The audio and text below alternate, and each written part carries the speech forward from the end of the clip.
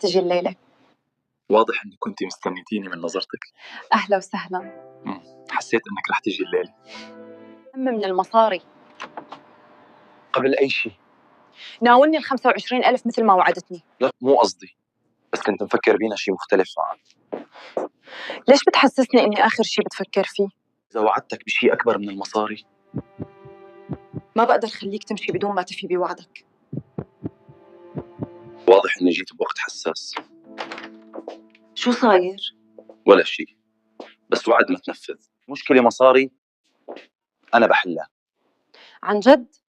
وليش هالاهتمام؟ بعطيك 50 بدل 25 والوقت يكون إلي.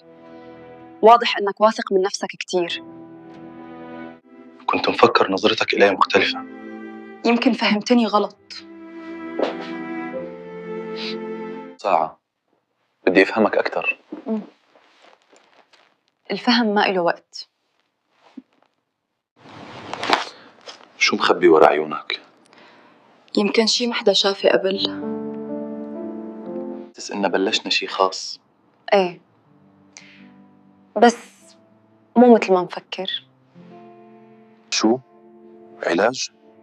الجلسة بلشت من أول دقيقة. هاي جلسة علاج نفسي. تلف مشان أحكي؟ أنا دكتورة نفسية. يمكن فعلا محتاج أفضفض.